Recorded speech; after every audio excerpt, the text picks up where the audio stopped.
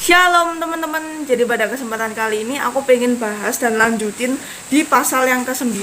Tapi sebenarnya aku mau minta maaf karena 2 hari yang lalu aku nggak jadi upload mengenai program ini ya, program Gembal ini, Gerakan Membaca Alkitab.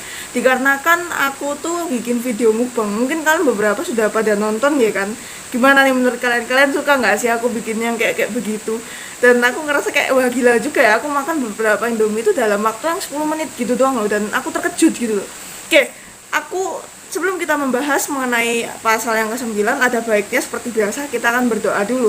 Jadi mari kita bersatu dan berkumpul di dalam doa. Kami aturkan dalam tangan-Mu Tuhan, dan tiba saatnya hari ini kami ingin membaca sedikit dari firman-Mu. Biarlah firman-Mu ini dapat bekerja dan dapat kami terapkan dalam kehidupan kami sehari-hari. Haleluya, amin. Kalau kalian lihat dan kalian teliti lebih lanjut mengenai pasal 9, kan baca aja ya perikopnya, nggak usah dibaca semua. Nanti kita akan coba breakdown satu-satu. Kalau kalian lihat ini perikop-perikopnya masih membahas mengenai mujizat-mujizat yang dilakukan Yesus, sama seperti yang ada di pasal 8. Dan tentunya yang aku lihat ini ya, ada satu hal yang menjadi poin utama dan menarik untuk kita bahas, karena Tuhan Yesus membahas dan nyentil sedikit lagi mengenai hal berpuasa.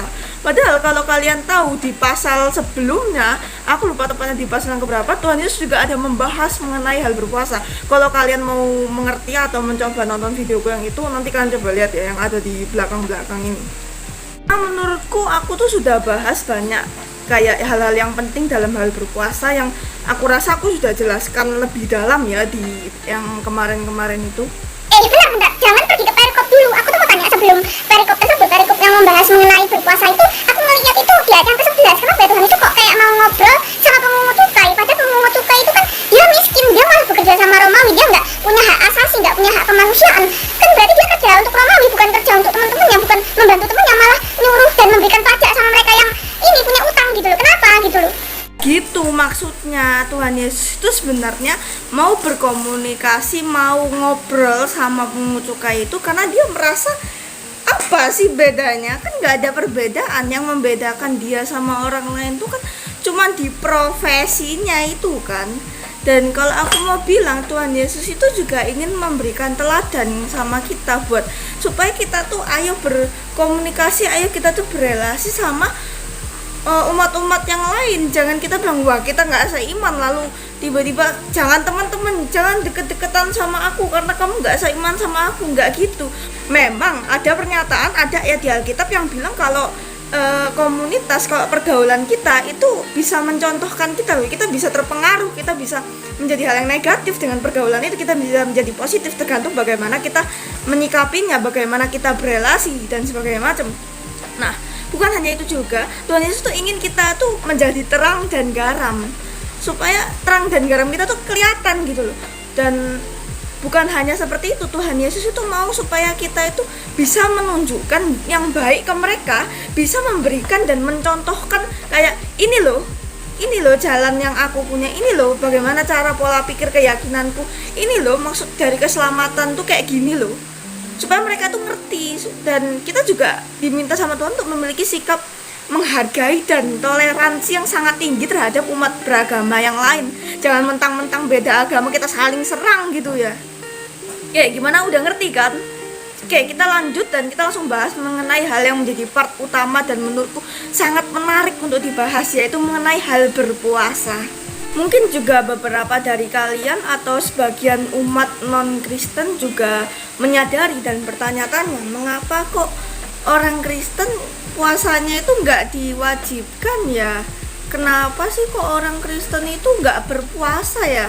Kayak gitu-gitu kan. Dan jawaban ini itu ada di ayat yang ke-15, di mana Yesus itu bilang kalau mereka tuh nggak usah berpuasa karena orang Tuhan itu masih ada sama kita kok. Tuhan Yesus itu masih ada di bumi kok. Dia masih ada di sini, ngapain umat-umatnya tuh berpuasa? Kan masih ada bersama-sama dengan mereka. Yesus itu di sini juga berharap supaya pengikutnya itu berpuasa, supaya pengikutnya itu dapat jadi semakin dekat dengan dia di saat dia itu naik gitu loh. Saat dia naik terus kembali turun lagi untuk yang kedua kalinya gitu loh. Yaitu ya waktu-waktunya lah waktu-waktu sekarang ini teman-teman. Oke, kita akan lanjut membahas arti dari perumpamaan anggur yang ada di ayat yang ke-17. Dan perumpamaan ini tuh kayak membahas mengenai pentingnya memelihara anggur yang baik, yang baru maupun kantong kulit yang baru.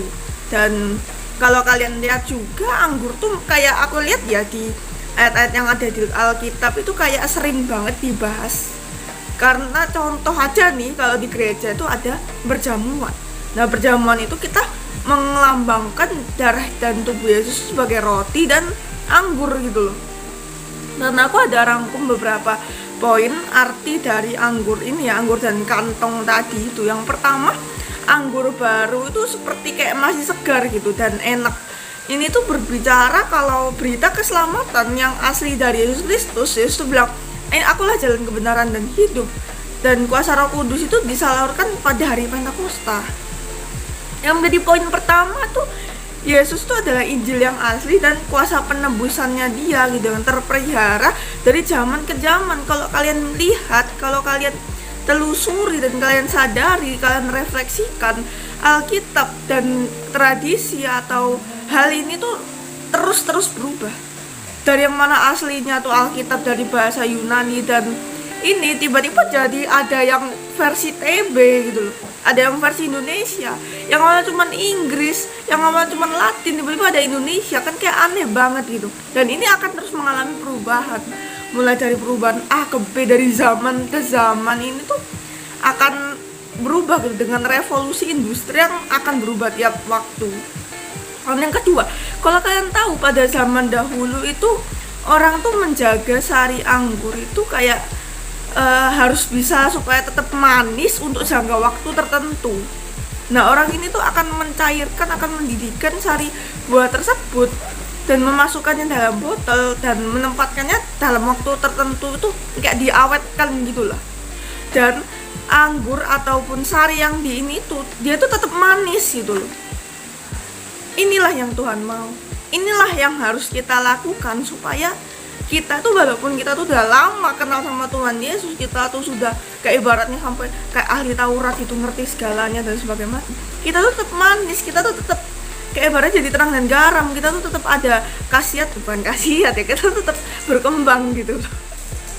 Tuhan tuh juga bilang kalau kita itu kayak perlu gitu mengawetkan anggur tersebut untuk selama-lamanya. Jangan di tengah-tengah perjalanan itu kita malah goyah, kita malah aduh Tuhan, enggak lah, aku enggak jadi percaya Engkau, itu kan malah jadi repot gitu ya. Oke, lanjut yang di ayat yang ke-37 yang Tuhan Yesus mau bilang itu pasti, coba kita baca. Tuayan itu sudah pasti banyak, tapi yang memang benar-benar mau jadi pekerja itu dikit. Pekerjanya itu sedikit, sedangkan tuayannya tuh banyak. Di sini Tuhan tuh mau bilang agar kita itu bisa menjadi pekerja di ladangnya Tuhan, karena yang Tuhan bilang tadi pekerjanya lo dikit gitu loh. Dan di Tuhan juga bilang agar kita itu dapat menyelamatkan umatnya, dapat bilang jalan keselamatan dan segalanya hanya bisa dicapai, hanya bisa dikasih karena kasih karunia. Kasih karunia itu yang menyelamatkan engkau gitu loh teman-teman. Dan orang yang terhilang itu, kalau kalian sadar, itu kayak berharga banget bagi Tuhan.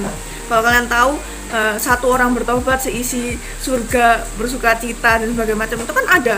Dan itulah menjadi wah, Tuhan tuh senang banget kalau ada orang yang tersesat, terhilang, terus datang kembali kepadanya dan minta ampun, bahkan cinta dan berubah hidupnya 100%. Dan Tuhan juga bilang, kalau kalian tahu perumpamaannya mengenai 100 domba, dan jika ada satu diantaranya sesat, dia akan kembali meninggalkan sekawanan 99 domba tersebut dan mencari yang satu ini sampai dapat.